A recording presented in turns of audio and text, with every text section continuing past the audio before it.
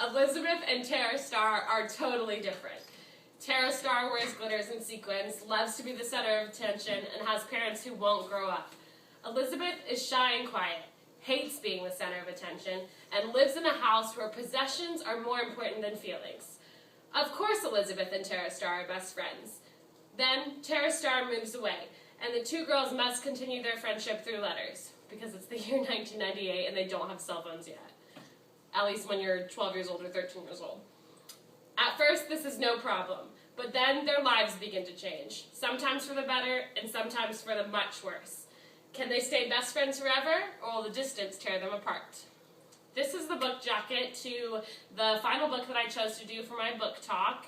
It's called P.S. Longer Letter Later, and it's written by Anne M. Martin and Paula Danzinger. I read it when I was probably in 5th or 6th grade, and I think it's an appropriate age level for 5th through 8th grade, so kind of that entering junior high and middle school level.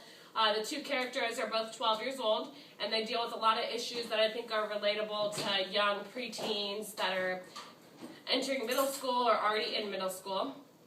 So the story deals with a couple of different themes that I want to talk about today that I think are relatable to middle school students, and that's one of the purposes of literature, is that we want to be able to relate to what we're reading, because sometimes we don't think other people feel the same way we do, but usually we can always find a character that does, and I definitely found this book relatable when I was younger. So two of the biggest themes that are tied together are that of divorce and family dynamics. Elizabeth and Tara Star both come from very different families. One of them is wealthier than the other. One of them has siblings. One of them is an only child. It's Tara Star's family that divorces, and that's when she has to move to a new school district. But entering middle school is also new for Elizabeth because she's starting 7th grade without her best friend. So we kind of explore how divorce has the effect on multiple people in this book. Another theme is that of friendship. We definitely see the strong bond that is shared by Elizabeth and Tara Star. And I think it's important that we promote healthy relationships, healthy friendships, because having a friend is one of the best things that can happen to you if you need someone to go to, especially when you're at that age of 12 years old, when you feel like no one gets what's going on in your life. One of the other themes in the book is identity, because although Elizabeth and Tara Star are so dependent on each other, when they move away, they realize that they are their own people and that some of their issues they have to deal with on their own, and they strive for a certain sense of independence. And so that's definitely, a sense of identity, and I think that's one of the strong themes in this book as well that could be relatable to other texts.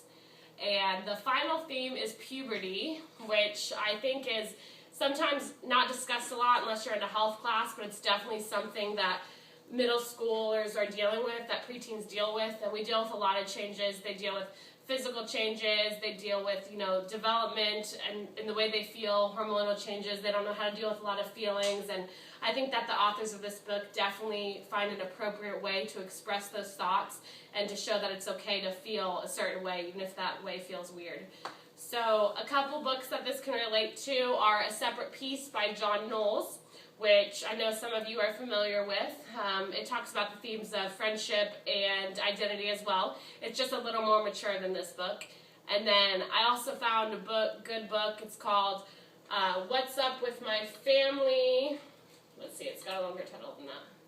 What's Up With My Family, Middle School Confidential. And if you think your family's weird, then middle school students should definitely read this book, because it's just kind of quirky things about families, and I think it's relatable in the sense that it shows the theme of family dynamics as well as identity. So this is a good read for you to have in your classroom if you're going to be a middle school teacher, or even if you're a parent and you have preteens yourself. So enjoy!